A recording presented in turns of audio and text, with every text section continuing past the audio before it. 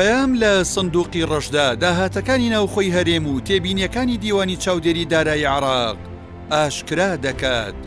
بەپێی راپۆرتی دیوانی چاودێری دارایی عێراق، داهاتی 26 دەروازەی سنووری هەرێم لەگەڵ وڵاتانی تورکیا و ئێران و سووریا دیار نییە.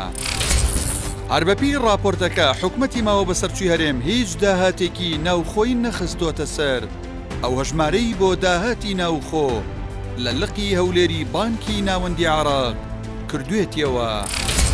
داهاتی نانەوتی هەرێم لە چەشمانگی یەکەمی ساڵی 2023دا بەپێی راپۆرتی دیوانی چاودێری دارایی عێراق کە وەڵامی سۆران عومەر پەرلەمانتاری عێراقی داوەتەوە، داهاتی ناوخۆی هەرێم لە چەشمانگی یەکەمی ساڵی 2023دا 2 تریلیۆن و 83 ملیار دینار بووە، مانگانەش دەکاتە 347 ملیار دینار. داهاتی دەروازە سنووریەکانی هەرێم لە شەژمانگی یەکەمی ساڵی 2023دا بەپێی راپۆرتی دیوانی چاودێری دارایی عێراق، داهاتی دەروازە سنووریەکانی هەرێم لە 6 مانگدا 666 ملیار و 900 ملیۆن دینار بووە. بەم شێوەیە ئیبراهیم خەلیل 358 ملیار دینار، حاجی ئۆمەران 110 ملیار دینار، پەروێزخان 111 ملیار دینار، باشماخ 78 ملیار دینار، فڕۆکەخانەی هەولێر 13 ملیار دینار، فڕۆکەخانەی سلێمانی 4 ملیار دینار.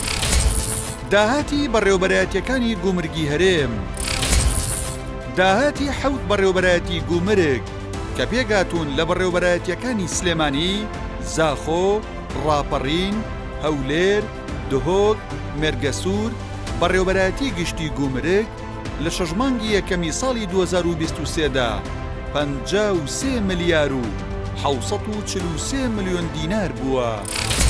داهاتی 6 دەروازە نادیارە کە هەرێم بە فەرمی ناساندوونی. بەپێی راپۆرتی دیوانی چاودێری دارایی عێراق، داهاتی هەریەک لە دەروازەکانی کێلێ، سەیرانبەن، سەرتەک، شوشمێ، سەرزێر، سێمێڵکە نادیارە. ئەم دەروازانە تا ئێستا لەلایەن حکوومەتی عێراقەوە بە فەرمی نەناسێنراون. داهاتی 20 دەروازەی نافەرمی لە هەرێم نادیارە.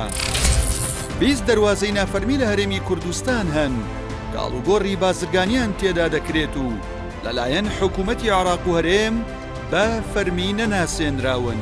بەپێی راپۆرتی دیوانی چاودێری دارایی عێراق، ئەو 20 دەروازەیە داهاتەکانیان دیار نییە کە پێگاتون لە زەڵێ، قندۆڵ، موسەد، چۆمان، شابەدین، بارێ، سیرین، میشیاو، کونەوشک، ئەحمەداوە، کونەمێرو، دارۆخان، باداڵان، وشیاری، دەرەی مەڕ، هاوار، کمە، بیارە، بیمارۆک، بەروین.